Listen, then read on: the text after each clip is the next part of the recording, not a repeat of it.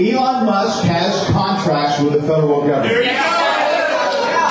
But he is also, I think, doing an effective job. Conflict of interest! Show me! I know there are a lot of people who don't want to see waste, abuse, and fraud weeded out. Some of them here today. I don't want him in charge of it. But he is appointed by the president, the chief executive, who can appoint whoever he can appoint you. I thought it was your job. It is your job. Elon Musk and the president have agreed that if there is any potential conflict of interest, it is your job. and it's clear here today that some people don't believe that would happen. And that's okay. It is your job. In the next election, to elect someone that you believe. We didn't elect Elon. Remember your oath. You don't represent us. You represent Elon Musk. You're a violation of your oath, sir. That was Representative Mark Alford, a Republican from Missouri, in a district that is 23 points more Republican than the rest of the nation, what we call an R+23 district. That is a very Republican district. And yet, for him to face the sheer amount of backlash at this town hall that he did is the clearest indication yet that something very real is happening across the country, and that these Republican lawmakers are feeling it. And it's not just this Republican district in Missouri. Across the country, Republican officials are contending with raucous and angry crowds of constituents due to the leeway that these chicken shit Republican officials are allowing the executive branch to usurp all of their authority. Here is a small sampling of what I mean. I'm a registered Republican voter and retired active Army officer. How can you tell me that DOJ, with some college whiz kids from a computer terminal in Washington, D.C., without even getting out into the field, after about a week or maybe two, has determined that it's okay to cut veterans' benefits? I think a couple things. Let me give you an example. Did you know that the VA was in charge of payments for illegals for housing? Basically, the VA. No, I'd like for you to send me. Could you send me that reference so I could research that? Because no, I'm not aware of that. And I would tell you that that's a red herring, a false flag. If you're throwing that kind of political stuff up, trying to cut veterans' benefits, that's very alarming to me. When will you stand up to them and say that is enough?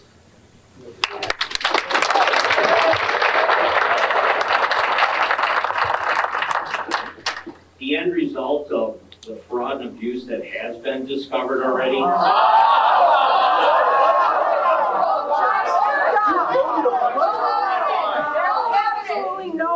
President Trump has issued a lot of executive orders.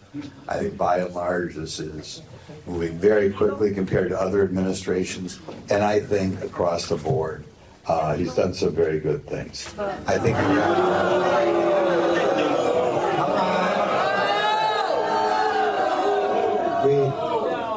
he's gotten rid of birthright citizenship.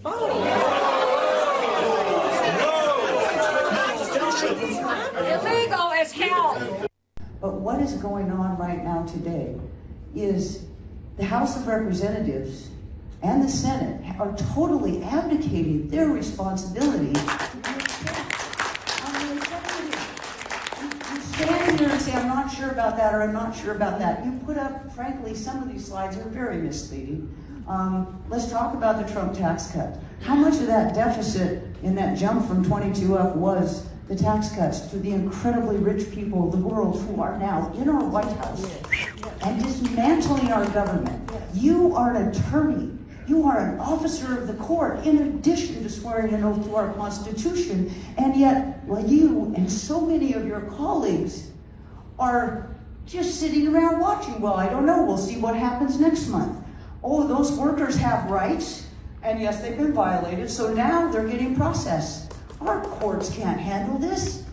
These people have planned this for years, and they are doing it. It is a fire hose of action. Illegal actions that even you acknowledged right here, but we'll just worry and let the courts sort it out. There won't be a country left to run, sir, if you guys just sit back and are afraid of a primary. And as you can see, all of this revolves around the massive amount of latitude that Elon Musk is getting.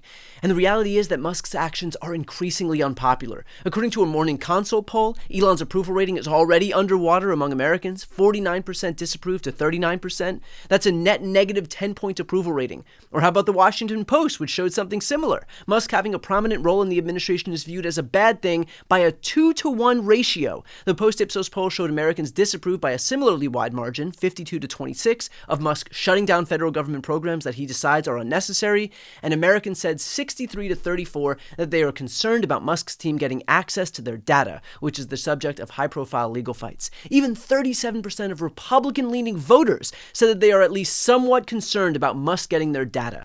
And that's what we're seeing be put on full display at these town halls across the country. The reality is that there is a difference between Republican constituents voting for a Republican president and an unelected billionaire taking a hatchet to government programs that impact those very voters, especially considering that billionaire doesn't need or care about Medicaid or Social Security or cancer research or education funding or veterans' jobs at the VA. But I can assure you that their partisan allegiance to Trump will not supersede their need for these earned benefits or medical care or education.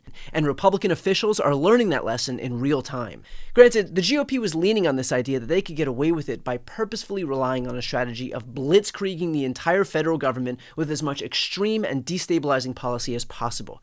Part of this, of course, is just to flat out hurt people because it'll inure to the benefit of Trump's donor class, but there's another part of the strategy that's about the perception of power. It is designed to make us numb to his actions and to just give in.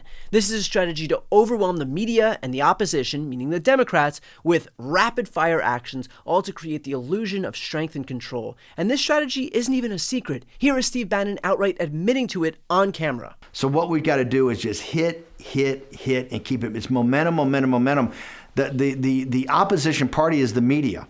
And the media can only, because they're dumb and they're lazy, they can only focus on one thing at a time. Again, the strategy is intended to be so overpowering that it prevents Americans from having the will to fight back. But what they didn't account for is that their own voters would show up to town halls like these to hold their Republican officials accountable. And they are. So clearly, what Elon is doing is unpopular, Trump allowing Elon to do it is unpopular, and these Republican lawmakers and senators allowing Trump and Elon to usurp all of their power is also unpopular.